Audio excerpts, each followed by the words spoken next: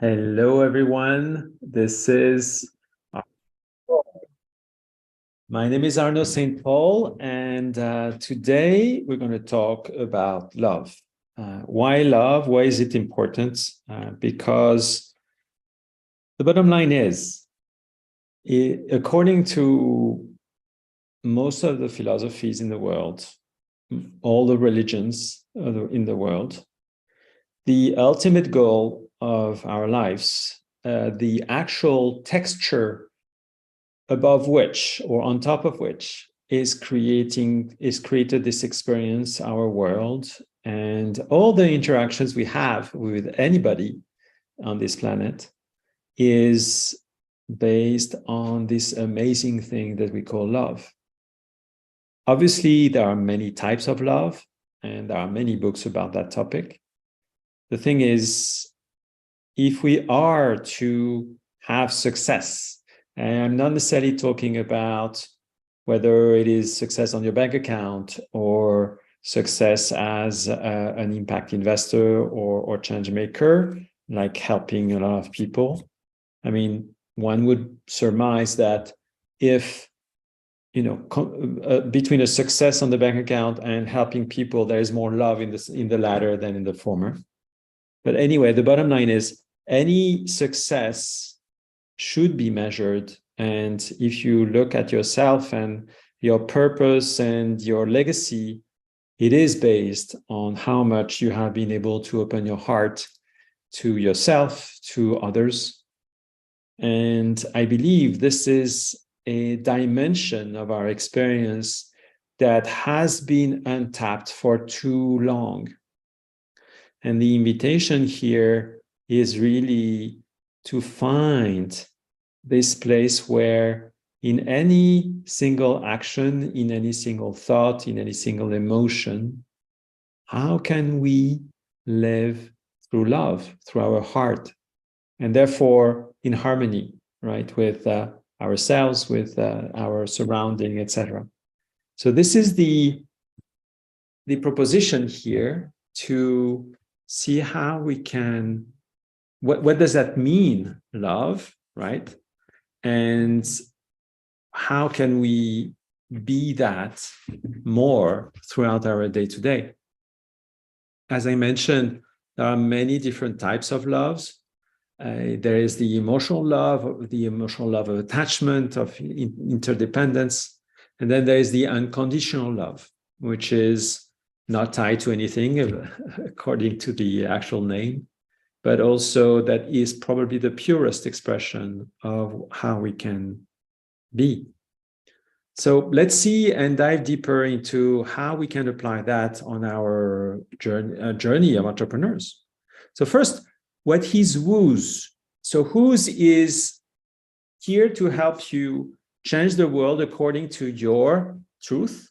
And we're here to support you every week. We have been doing that for the past 6 months, and guided by 30 years research that was led by our Heartful Method. Each week, we revisit the core concept of our reality. So the whole purpose of that is to help you create a more harmonious you, a more symphonic you, or a business for that matter. If you want to join us after this presentation, a 15 to 20 minutes presentation, you can come for a Q&A, for a discussion around this topic. And any challenge you feel connected to that has an issue right now, and I'm sure we can help you with that. So hopefully this will be of service to you, and then we can go from there. One premise or axiom that one needs to understand, as science has been showing to us in the past 100 years, as well as many philosophies like yoga, for instance, they all show that everything in our world is vibration. So from the rock to light, to the sun, to your thoughts or your emotions, it's just a different frequency on a scale of vibration or a vibrational scale. In other words, imagine everything as a wave, right? And each wave has its own frequency, and they are kind of overlapping in order to create this texture, this experience we're having of this world. This is important because it creates another premise, which is that everything is a reflection of everything. Everything resonates with everything. So it doesn't seem that I resonate with the rock that is in front of me, or a table, or the computer for that matter.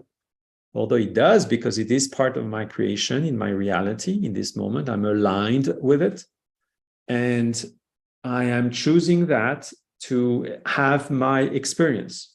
The same applies to another individual. So in other words, every single conversation experience I have is resonating with me, showing me an aspect of me at that moment. And this is quite important because I believe we can together actually enter into resonance with each other and create together in a more positive way, out of love, of course. But the fact is, as all is reflection, therefore, it becomes easier to incorporate the love variable in our equation, where whether I open my heart to myself or I open it for the other person or situation that is showing up to me, it will always return back to me. So it's a self-fulfilling prophecy. So how does that articulate? Well, I don't know if you remember the work done by David Hawkins, where he measured all the frequencies of the different emotions. And according to his measurement, love here is at the top, no surprise there. I would surmise that unconditional love is in the 1,000. Probably not possible to measure it. So this is where the highest vibration is expressed through love or unconditional love, which we could connect it also to the highest vibration possible, the God aspect of ourselves, the divine aspect, the infinite aspect of ourselves, or our self, right? Meaning this untapped aspect of ourselves that is not identified to something. So unconditional, undefined. And we're going to get into that in a second. This is a little bit another way of showing the same, where this I, if you have seen this graph in the past sessions, this I which believes to be in a box. So this is the space to which we are identifying to create ourselves, our identity, right? So within that box, I know myself, I know I'm Arno, I have this physical body and have these emotions or lack thereof. And I have this experience that sometimes is hard, sometimes it's easy, and I'm having all this drama, this amazing drama with myself. And in essence, this I is nothing else than this self too. It's the dependent, if so to speak. It is this other aspect of self, and there is an infinite dance between one and the other, where I slowly drops the walls and becomes more and more transparent through the transparent membrane of these walls, and becomes that self. And as we do that, we grow in terms of frequency. This is the reason why I put it upwards. It's because we go from a place of high emotions, reactions, a drama, illusions, etc., and we slightly go back to ourself, which is our nature, our point of origin. But it is in the higher frequencies, and therefore we believe we cannot go there, but actually it is the easiest path there is. So for us to go from this place to that place, how does that work? Well, if you haven't attended another session, we have here a method, the Heartful method, or part of it anyway, that illustrates a bit better how it works. So throughout your life, you want to go towards your vision, you want to move forward. And the whole idea is we're going to go straight in line if everything works out, etc. However, sometimes, like the incidents we have been seeing in the past few months or weeks even, well, we run into a maze of some sort where we're trapped into a situation that is linked always to whether a belief system or a past story that we identify that we identify to. You remember these walls around the eye? Well, that's the thing. These walls are the maze, and we believe so strongly in them that they are real until we drop them. And that's the thing.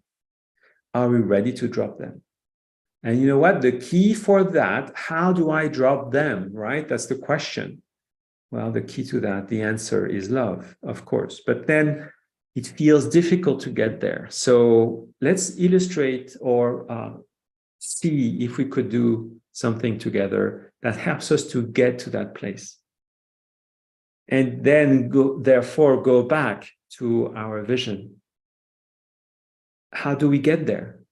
Well, let's illustrate an issue, a situation, whether, a bank lost your money, or a discussion with your partner, whether it's business or personal, anything really that is difficult, right? Where it triggered you in one way or another.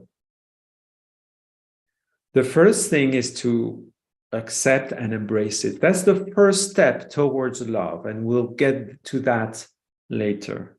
So by accepting whichever situation I'm in, embracing it, I am opening the door to an inner space that enables me to explore another aspect of me and another version of what I could answer to that situation.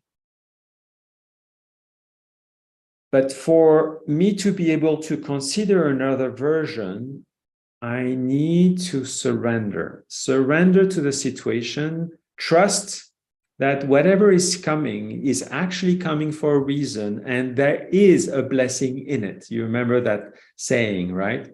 There is a blessing in any situation, always. We don't know it. We are most of the time super annoyed by it, even upset by it.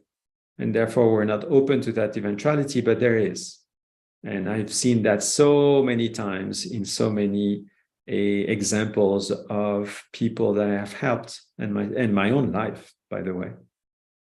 So surrendering to what is and trusting what is in this moment is the path towards less resistance to that situation and opening up to another potential outcome, right? So there is a direct self-interest in surrendering and trusting. What's the next step? The next step is forgiving and gratitude. Forgiving the other person or the situation, forgiving ourselves for putting ourselves, aligning ourselves with that situation, having gratitude for the person or the event. I know it's hard, but if you have surrendered really and trusted, then it is easy. If you feel resistance here, go back here, and then you can still go back here. So you may have to do a few iterations here, right? And then you open to compassion and love. This is more of a blossoming, like the lotus, and we are opening ourselves to compassion and love towards the other person, towards ourselves, towards all the situation. And all of a sudden, everything magically seems to not be that important, number one. And number two, you may see another version of that event that will definitely show you an outcome that you hadn't seen before, as I mentioned. Sorry for the repetition. And opening up to a moment that, or an outcome that will be more harmonious. So let's recap. First, accept and embracing the situation that will help you to deprogram the belief and neutralize the charge, because it's like, if you think about it from an electricity standpoint, it's a negative charge that is creating that ongoing maze. And so you get out of the gravitational pull that is repeating the pattern and start from a neutral state. So this is super important. Then you surrender and you trust yourself, you trust the unfolding, you trust the person, the situation, etc. With the new choice, the ego gives way to the outcome. It allows it to, not to happen, but to be open to whatever is going to come afterwards. Forgiveness of gratitude about myself, the others, the situation, helping me to be better, to feel better, to learn and to grow, right? And then compassion and love is felt toward the whole situation, oneself. So compassion or love and love towards oneself, the past experience, the present moment, the future outcome. This accelerates faster and faster your alignment with the harmonious outcome. In other words, the most optimized outcome. And it works every time. 100% success rate. What about that, right? So, I mean, this works for me, it works for many people, and hundreds of people for that matter. Maybe you can try. So, you know, we have these life patterns with these things that are a bit chaotic, a bit harmonious, and it's a big soup of many things. What if together, when you apply that method, you have this choice of whether selecting a new harmonious life pattern or a new fear-based pattern. I believe that, you know, if you practice that method, you will always go for the first choice, but it's always for you to choose, right? You have that power now. You have that power on your life to choose whatever is it that the outcome you want to choose. So please use it. It's so amazing when you start using it. And yeah, so let's now go through the poem, and I hope that you will receive all its essence. So please close your eyes. Take a deep breath.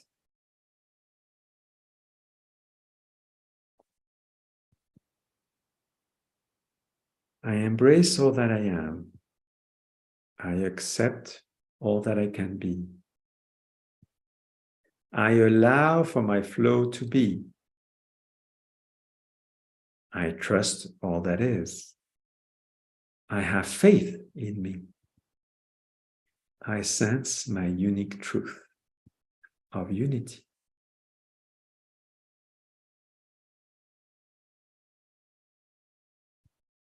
No one is new to me. Only reflections populate my dream. In that kaleidoscope of me, I feel loved to the brim.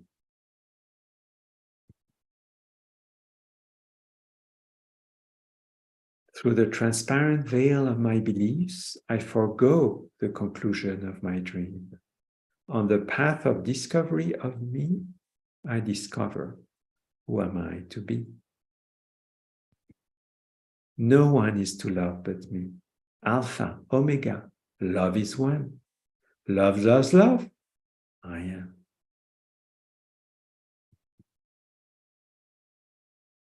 Thank you. You can find this book on tapwhat.com/I, and it's called I is Born. And there are 66 poems like this one to help us revisit many aspects of our lives. So live Q&A now. Please join me or join us on tapweb.com/who's free. You can scan this QR code and see you on the other side. Bye.